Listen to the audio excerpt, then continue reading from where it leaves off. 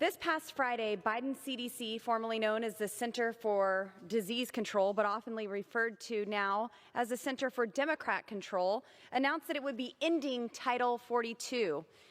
At a time when liberal mayors across our country are extending mask mandates on our children in schools, and the American public is still being forced to mask up on airplanes, the Biden regime has decided that protecting the American people from diseases, including but not limited to COVID, is not a priority if it comes at the expense of their amnesty and open borders agenda.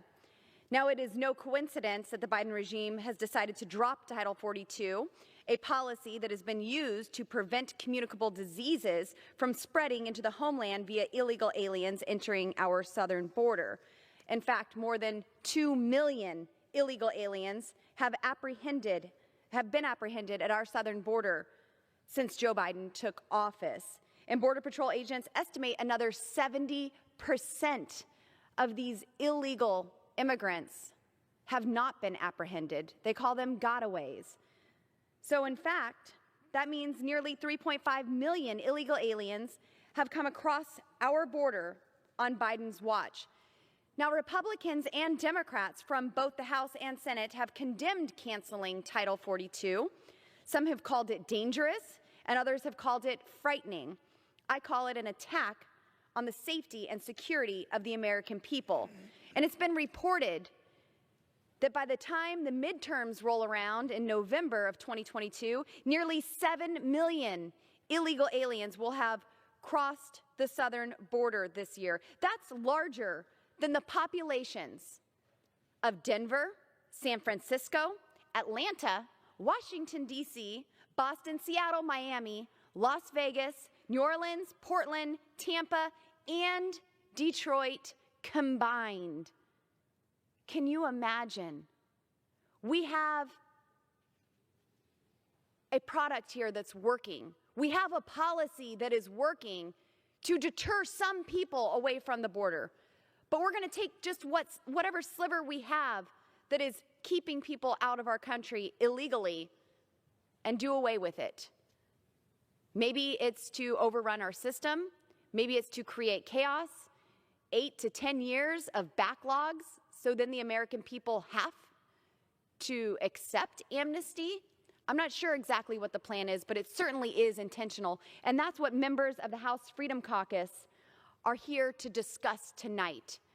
I have with me members from the House Freedom Caucus who are going to address what's been going on at the southern border. We have been to the southern border multiple times to see firsthand what is happening, the invasion that is taking place in our country.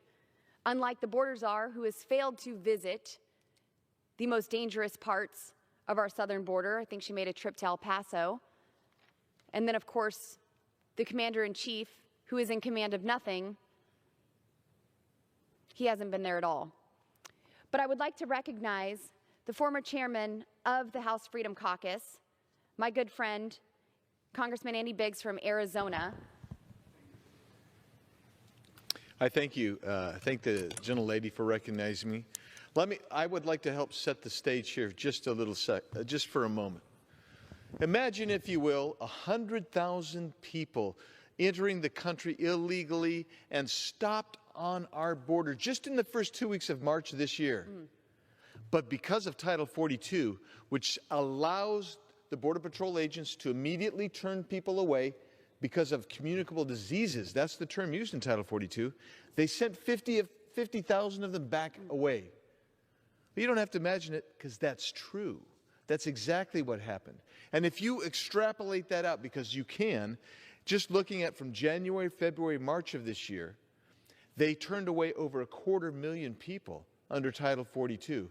Now, when Title 42 goes away on May 23rd, because that's exactly what this administration wants, you will double the amount of people who are coming in through through the apprehension route. So that means we had another record month in March. Those numbers just out. That means that you're going to be sitting on about 300,000 to 400,000 apprehensions that you're going to be releasing right into the United States of America. And what does that do? Everybody everybody in here knows this, because you've been down to the border. I've been down to the border with you. The cartels are in it to make money.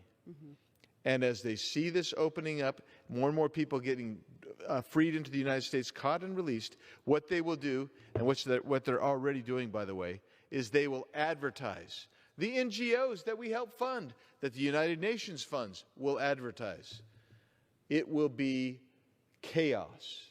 Chaos on the border, and my prediction is somewhere around 400 to 500,000 people a month coming in. But it actually could be more. A lot of people are talking about the ceiling now being 18,000 people a day when that goes away. I don't think it's going to be 18,000. I think it'll exceed 20,000. If it exceeds 20,000, that's 600,000 a month coming in. That's bigger than the city of Mesa in Arizona, which is Arizona's second largest city. And you know what that means? The last half of this year, the last half of the year alone, you're going to be sitting at, as you said, 4.5 to 5 million people brought into this country illegally. And that's not counting the getaways. And the getaways last year were at least 800,000. It's enormous. It's dangerous. It's inhumane. I haven't even touched on the inhumanity of it. We're just talking up here. We're not getting granular. We're just talking about the overrunning of America, our culture and our sovereignty. We won't have much of a nation after this is done. And you say to yourself, is this incompetence? The answer is no. This is willful. This is willful. And this is what they want. Mr. Biggs, do you believe that the cartel have been emboldened during Biden's first year as president of the United States? Absolutely, 100%. And you know how we know they've been emboldened?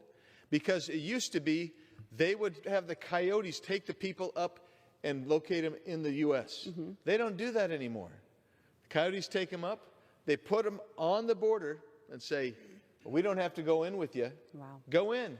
Go in with your cell phone. Oh, by the way, Biden administration says now they're going to give away a cell phone to every illegal alien crossing the border. Yes. But they'll just come across. I've seen it. You've all seen it. They're walking across. They're FaceTiming their friends back home. Yeah, I made it in. They're dressed nice. They're dressed clean. The cartels are emboldened, not just at the southern border any longer. This is spilling over into the country. And we're seeing violence along the border because of it. And you're seeing cartel membership all over. If there's drugs being distributed anywhere in the United States, you've got cartels there. And what about these illegal aliens who are coming through with the help of the cartel? What do they owe the cartel for getting into the United States? The average price right now is $4,000 to $7,000. Unless you're from China, and there's $35,000. Very few of these people have that to pay. Guess what happens?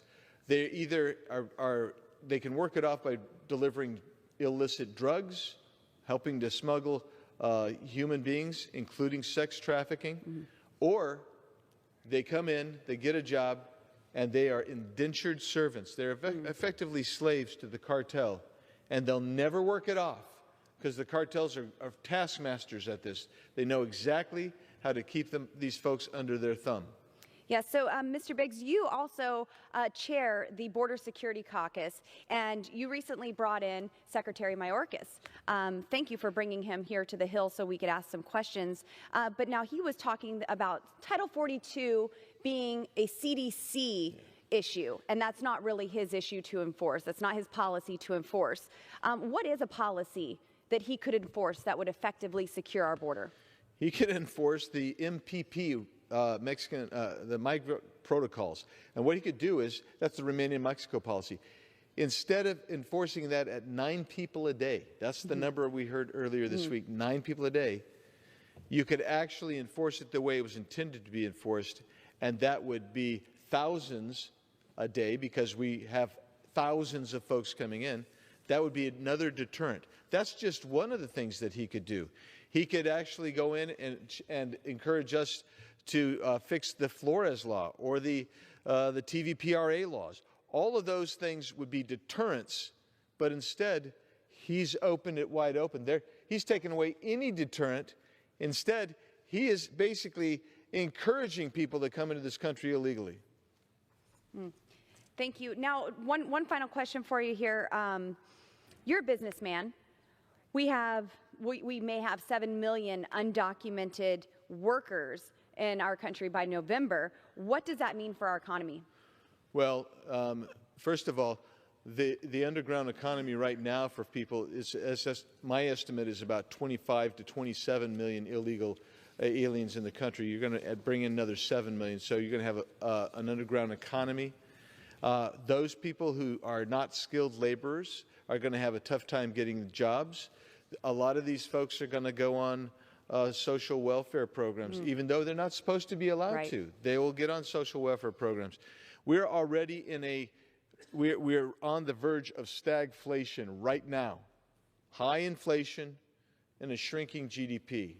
As that happens, and you bring in that many people undocumented, you're going to actually exacerbate both those problems, and we may see the likes of something we haven't seen, might even exceed what happened under Jimmy Carter, who was probably the most unfortunate and incompetent president in my lifetime.